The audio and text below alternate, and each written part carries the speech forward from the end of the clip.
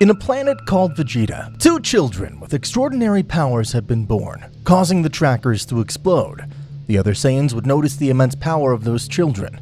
Therefore, they would have communicated to King Vegeta what was happening. This would receive the news and would immediately go to the room where the children were. On his way to this place, he still couldn't believe what he'd been told. But when he arrived to where the children were, it was anodado by the power that they detached. Seeing the situation and observing the laws that he himself had imposed, it was not allowed to be born children with large amounts of power. So, obeying his own law, the king ordered that it was best to end the lives of those Saiyans at that moment, to avoid future problems. In that instant, the guards of King Vegeta paid attention to the order that he had given them. So one of them took one of the babies by their feet, being about to kill him with a knife. When the knife was only millimeters away from the child, unexpectedly the guard received an attack. And King Vegeta, annoyed, noticed this. "Who's opposing my orders? The one who did this will die by my own hands." But at that moment, King Vegeta couldn't even finish saying his words, because he was surprised. He didn't expect the god of destruction, Beerus, would have come to visit him at that precise moment. When King Vegeta saw Beerus, he immediately said to him, "Oh, my deepest apologies, sir. I'm sorry for what I just told you. It's just that I have a big problem to solve." Beerus, upon hearing those words, seriously and with great authority would tell him, "You better shut up if you don't want me to kill you. I didn't come here to visit. I came because of the power of those children called my attention. Can't believe that some children have such power. That's why I came to take them both. I guess you won't oppose what I'm saying, right?" When King Vegeta heard this, he was completely surprised, because the mere idea of taking Saiyan's children with such power could not be more than a bad omen. And at that moment, as King Vegeta slightly gritted his teeth, he replied, "Don't worry. You can take them if you like. But just promise me you won't destroy this planet." As Beerus began to approach the place where the children were, he said, "If you keep talking to me one more word, you can be sure I will." When King Vegeta heard this, he turned completely pale, because he knew Beerus wasn't playing, and that he wasn't in a good mood either. So, obeying his words, King Vegeta stayed in complete silence, observing all the actions of Beerus. This, on the other hand, continued approaching the children. And so as he did, he observed the children with a penetrating look, and while he was doing so, he called his assistant Whis, saying, "Whis, are these children right?" "That's right, sir. The children in front of you are the ones who possess such power." As Beerus continued to observe them, he said, "Well, it's a bummer to know that vermin like these have obtained such power.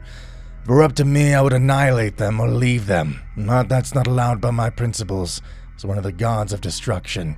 I have no choice but to take them, as they'll be killed or others will misuse the powers of these children." Whis would begin taking the children in his arms. "Ready, sir. When you're ready, we can leave." Beerus would look at the Saiyans present, and with a desolate and imposing expression would say, "The next time I receive the slightest disrespect, I will not hesitate to tear this insignificant planet to shreds." After this, Beerus and Whis would leave the place, taking the children and disappearing from the sight of all. King Vegeta had been completely sweaty, because he felt that the god of destruction had come with intentions of destroying their planet. A few moments later, Whis and Beerus noticed how a great light came from the direction where planet Vegeta was. So Whis, seeing this, commented, "Sir, it looks like someone's destroyed the planet where those little ones were located." When Beerus realized this, he said, "Yes, I can see that. But that's not something I can care about. If this worm had destroyed this planet when the children were inside, I would have destroyed it with my own hands. But as it wasn't like that, it's not something I could care about at all." As Whis listened to these words, he said, "You're always so stubborn." Both continued their journey to the planet of the god of destruction. When both arrived at the planet, it could be seen that it was a quiet planet, far away from the others, located at one end of the Universe 7. Upon arrival, Whis said, "Sir, what do you want to do with these children? They're still very young. I think they should have stayed on their planet to be raised a little longer." "Impossible. You saw what happened with that planet. Besides, King Vegeta was a pest. I wouldn't trust him as much as I trusted you. So take care of the children while I take a little nap." At that moment, Beerus would go to his room, where he went into a deep sleep. On the other hand, Whis became a little uncomfortable, so he made a comment saying, "Yes, of course. I'll take care of these children while you sleep. That doesn't matter. It'll be an honor for me to take care of you while you grow up."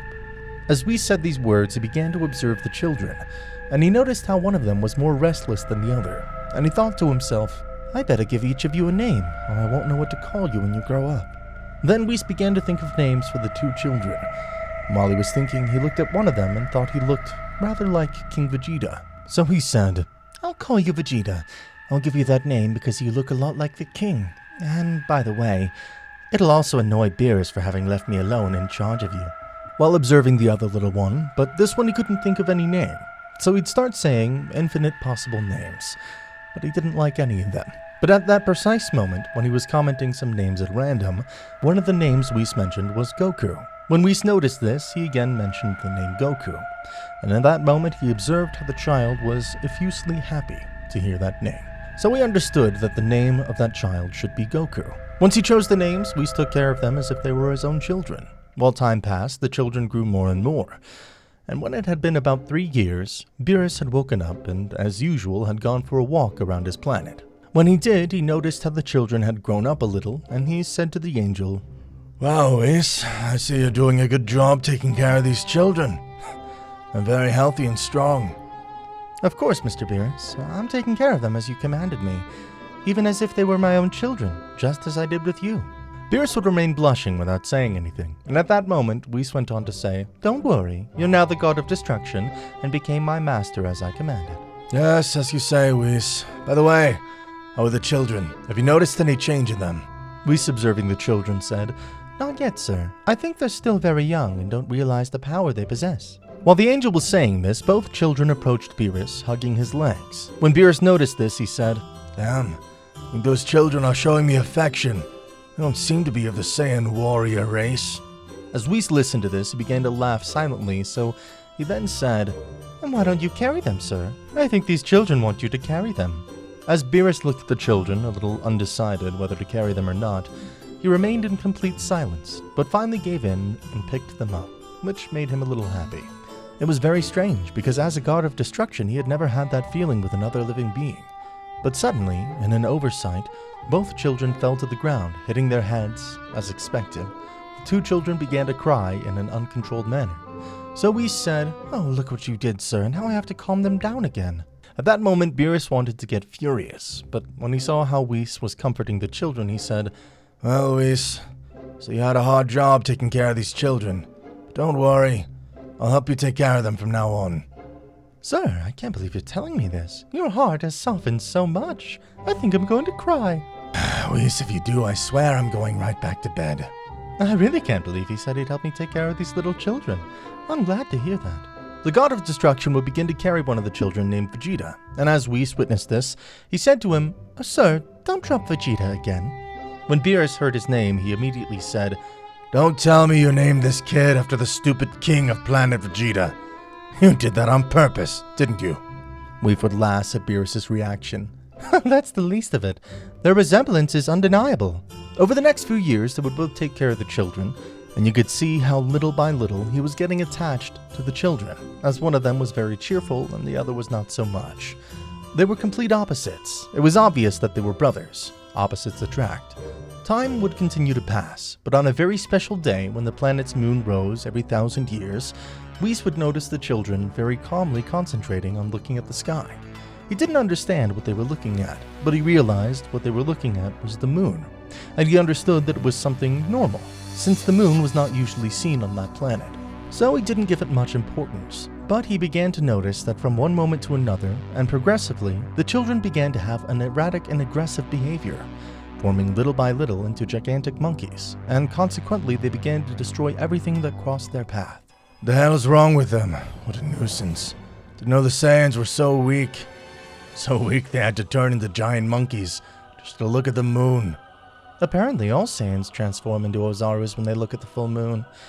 And since the moon rose on this planet today, it's natural to think that those little ones would transform. It's in their nature. As Whis said these words, addressing Beerus, he said to him, Mr. Beerus, you better stop them immediately, or those two children were capable of completely destroying the entire planet. Don't worry, Whis, I'll take care of them. In less than a millisecond, Beerus would appear in front of the two Ozarus, who were destroying absolutely everything, and while Beerus was watching them with a completely serious look, he said with a terrifying voice, You two useless fools better calm down. You don't want to feel the wrath of the god of destruction. When the two heard those words, they immediately stopped destroying things and turned their gaze towards the god of destruction, Beerus. He would see the actions of the two Ozarus. He imagined that they had understood his words, but from one moment to the other, to the great surprise of Beerus, he had received a powerful blow from one of the Ozarus, which would make him hit the ground. At that precise moment, when Beerus was trying to recompose himself on the ground, he had noticed that the other Ozaru had launched with his immense speed to attack him, trying to connect a powerful blow.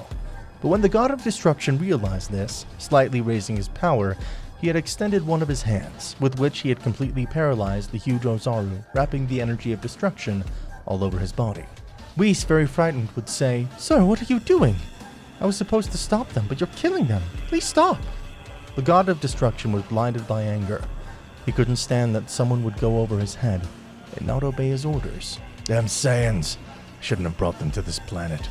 I remember why I never had a bond with any mortal. The wretches. They deserve to be consumed by my Hakai. I'll send them to their companions in hell.